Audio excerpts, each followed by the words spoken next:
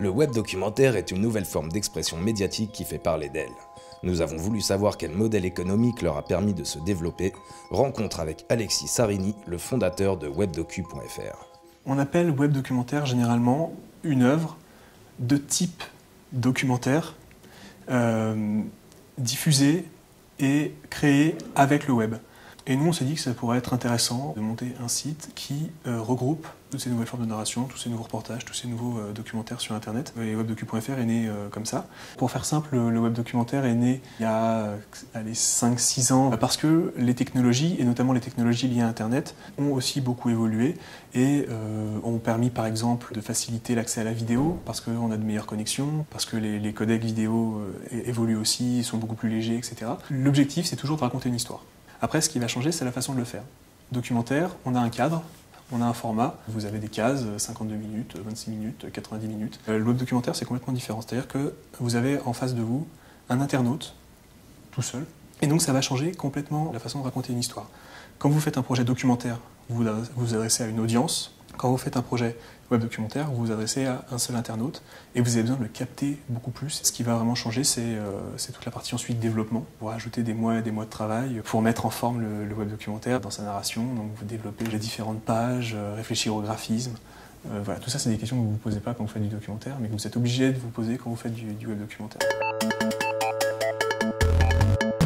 Le projet photo de classe, ça parle de nos origines et des origines de nos parents.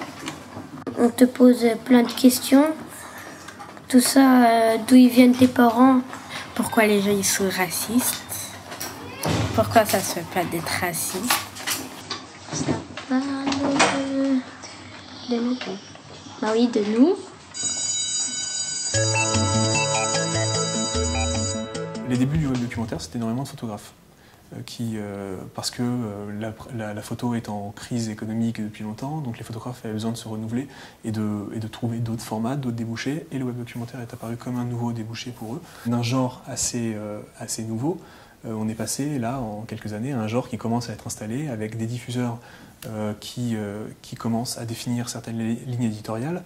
On peut parler de France Télévisions par exemple et d'Arte qui sont les deux plus gros diffuseurs de web documentaire. Donc voilà, il y a une vraie comme ça évolution du genre, une prise de maturité, et vous avez aussi des nouveaux métiers qui sont apparus en parallèle. À la base, les web documentaires étaient portés par des réalisateurs qui concevaient eux-mêmes de A à Z tout le projet, qui pensaient à la narration, qui pensaient à l'interactivité. Maintenant, vous avez des gens qui sont spécialistes de ça, des expérience designers, un petit peu comme dans le jeu vidéo, qui vont écrire à l'avance l'expérience que va vivre les internautes à l'intérieur du programme. Moi, je suis venu avec cette idée que le journaliste était là pour changer le monde, pour l'esquinter, pour le bousculer, en tout cas pour en faire partie, et pas en acceptant le statu quo. La question financement, vous avez en gros deux grands types de financement.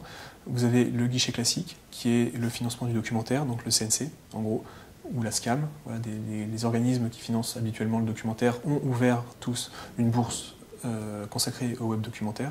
Et donc là, c'est simple, vous faites un dossier, il est présenté devant une commission qui va dire on attribue une bourse de tant de milliers d'euros, ça peut monter assez haut, jusqu'à 90 000 euros. Il y a eu des grosses bourses comme ça.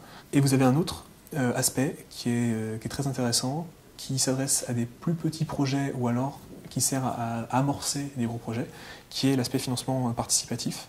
Le financement communautaire, donc avec des sites de crowdfunding, où là, vous allez proposer aux internautes de financer directement votre projet via des sites comme KissKissBankBank, Ulule, vous avez plusieurs sites comme ça. Donc c'est tout un autre système de financement, évidemment avec des montants beaucoup plus petits, mais qui prend énormément d'ampleur, et là sur les 2 dernières années, c'est quand même 600 000 euros qui ont été collectés comme ça par toute la communauté des réalisateurs du web documentaire. Donc c'est une vraie source de financement alternative.